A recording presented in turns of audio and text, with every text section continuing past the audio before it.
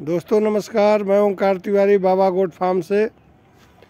दोस्तों, जैसा कि आप सभी जान रहे हैं और ये सबके साथ बीतता है, क्योंकि समय हमारे अनुकूल नहीं है, हमें समय के अनुकूल चलना पड़ता है। और ये सर्दी का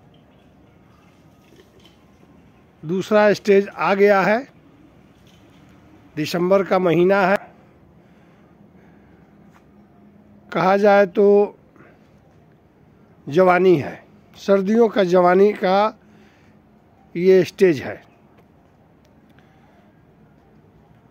इस मौसम में ठंड काफ़ी जोरों पे होती है और जैसा कि आप सभी बकरी पालक के साथ बीतती है, और कहते भी हैं कि सर्दी और बरसात ये दो सीजन अगर आपने झेल लिया तो आप एक सफल बकरी पालक माने जा सकते हैं। क्योंकि अक्सर बीमारी या मोर्टलिटी, जब बीमारी होगी और बीमारी का उपचार नहीं होगा तो मोर्टलिटी होगी। तो बीमारी से लड़ने की बात बाद में आती है। पहले हम ये चाहते हैं कि बीमारी हमारे यहाँ आए ही ना, जैसा कि मैं हर एक वीडियो में बताता हूँ।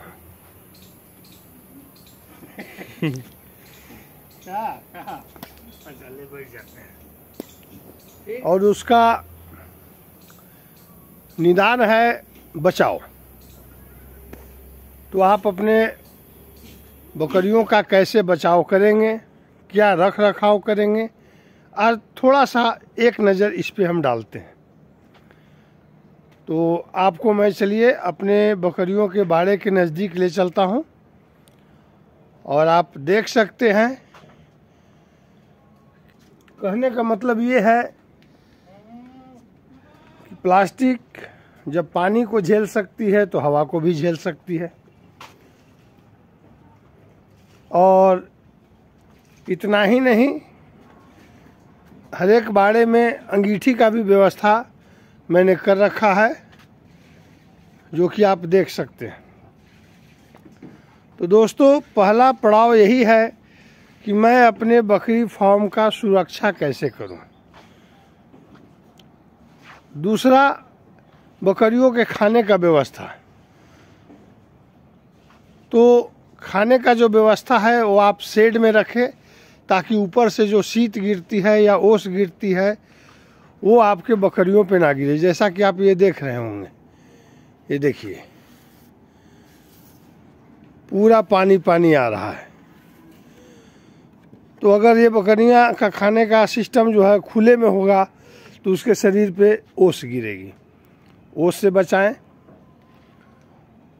दूसरी बात कि बकरियों को तभी निकालें जब आपके सूर्य भगवान बाहर निकल जाए। जैसा कि आप देख सकते हैं, धूप का प्रभाव आ गया है। करीब 7 साढ़े 7 सुबह का बज रहा है, लेकिन मैंने अभी बकरियों को बाहर नहीं निकाला है। कैमरे के माध्यम से आप प्लास्टिक पर देख रहे होंगे, धूप की चमक लग रही है। और करीब आधे घंटे बाद जब धूप और कड़ा हो जाएगा, यानी कि जो सर्दी का असर हमारे शरीर पे हो रहा है धूप के प्रभाव से, जब कनकनी हमारे यहाँ बोलते हैं, तो जो ठंडापन है हवा में, वातावरण में, वो जब कम हो जाएगी धूप के प्रभाव से, तब मैं बकरियों को खाने के लिए अंदर से निकालूंगा। क्योंकि कनकनी होने से जब बकरियां अंदर से बाहर आएगी तो अंदर घनत्व में है, एक एक बाड़े में 15-15 बकरियां, 20-20 बकरियां। जिनके पास ज़्यादा है उनकी ज़्यादा होंगी, जिनके पास कम है उनकी कम होगी, लेकिन समूह में रहेगी तो एक दूसरे के शरीर के टेम्परेचर से वो वार्म अप रहती है। दूसरा, अंगीठी जल रहा है तो अंगीठी के वातावरण से भी उनका अंदर का रूम जो होता है वो गर्म होता है। और ज्यों ही आप बिना धूप निकले, बिना मौसम को अनुमान लगाए, या जो बाहर का ठंड है उसको आप बिना भापे अगर बकरियों को बाहर अचानक खाने के लिए सुबह में निकाल देते हैं तो गर्मी से ठंड में आना और बाहर ठंड का हवा उनके नाक में, बदन में, श्वास नली के द्वारा जो जाएगा तो खाने के धुन में तो उनको पता नहीं चलेगा, लेकिन खाने के बाद उनके अंदर ठंडापन आएगा और वो किकुड़ जाएगी और कहीं किनारे में जाकर के छींक मारेगी, जुखाम हो जाएगा। तो इन सब छोटी छोटी बात को आपको केयर करना होगा। जैसे आप एसी रूम में रहते हैं और अचानक आपको एसी से बाहर निकाल दिया जाए तो आपकी तबीयत खराब हो जाती है। तो वैसा ही महसूस आप बकरियों के साथ भी करें। पशुपालन कोई बड़ी चीज नहीं है, बकरी पालन भी कोई हार्ड वर्क नहीं है, लेकिन उनके लिए जरूर है जो इस अनुभव से परे हैं। अगर आपने अपने शरीर के मुताबिक बकरियों को समझ लिया कि मुझे ठंड लग रही है तो इनको भी ठंड लगेगा, मैं शीत में ओस में नहीं बैठ सकता तो इनको भी नहीं बैठाना है, मैं अचानक रजाई से निकल के खुले वातावरण में बाहर आता हूँ तो मुझे सर्दी लग जाती है, जुखाम हो जाता है, अगर इनके साथ भी ऐसा होगा तो इनको भी जुखाम होगा। अगर आप अपने अनुकूल इनको समझ गए तो आपका बकरी पालन में नुकसान नहीं हो सकता है। लेकिन आपने इनको अगर जानवर समझ लिया कि चलो जानवर है, इनको क्या होता है, और आपने सावधानियां नहीं बरती तो आपका नुकसान होना तय है। ऐसे भी आप सड़क पे चलते हैं, कहीं टूर ट्रेवल्स करते हैं तो हर जगह रोड पे लिखा होता है सावधानियां हटी और दुर्घटना घटी। तो वही बात यहाँ भी लागू होता है। अगर आप अपने बकरियों के साथ सावधानी हटा देते हैं तो आपके साथ दुर्घटना होना निश्चित है। इस व्यवस्था के साथ अगर आप अपनी बकरियों को रखते हैं और अचानक कोई घटना जो इसके बारे में आप नहीं जानते हैं या उसके बारे में होने का कोई शंका आपके मन में नहीं है और वो घट भी जाता है घटना, तो आप नुकसान से बचे रहेंगे। जैसा कि मैं आपको एक चीज़ दिखलाता हूं, आप इसको देखें।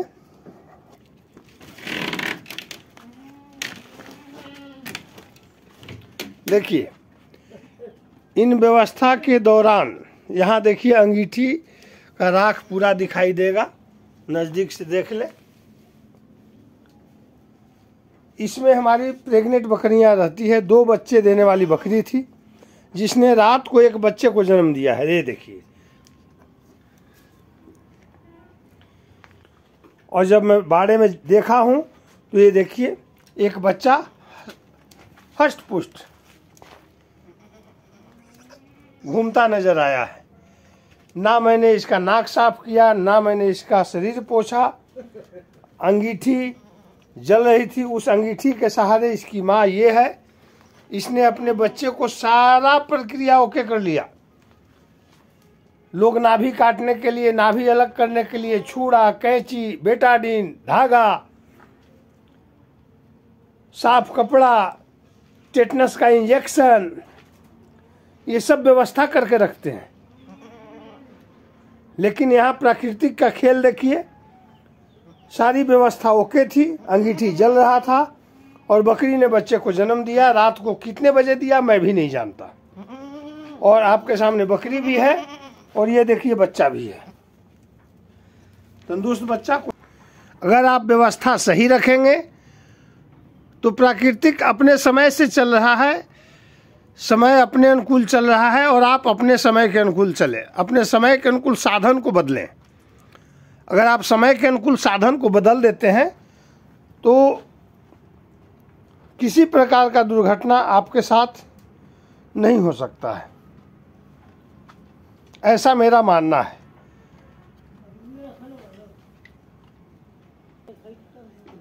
ये सब तभी संभव है जब आप इसके बारे में, आप बकरी पालन के बारे में समुचित जानकारी रखते हैं। और समुचित जानकारी तभी संभव है जब आप किसी अनुभवी किसान से आप प्रशिक्षण प्राप्त करते हैं। अन्यथा हमारे प्रदेश में हर साल सैकड़ों बकरी फार्म खुलते हैं और हर साल सैकड़ों में से 90 बंद हो जाते हैं। और बंद होने का कारण यही है कि लोग उसके बारे में व्यवस्था नहीं जानते हैं, उसका रख रखाव नहीं जानते हैं, उसको टेक केयर करना नहीं जानते हैं, या फिर उसका उचित उपचार, जो प्राथमिक उपचार हम अपने स्तर से कर सकते हैं, उसके बारे में नहीं जानते हैं।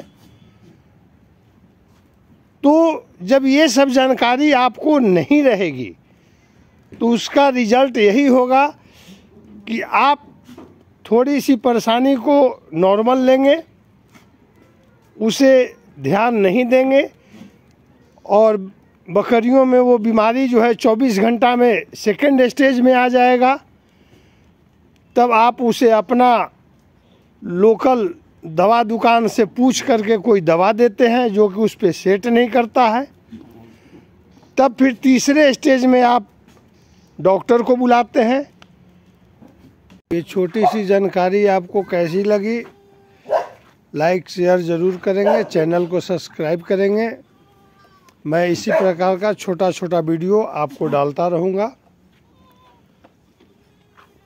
और ये तभी संभव है जब आप हमारा हौसला अफजाई करेंगे।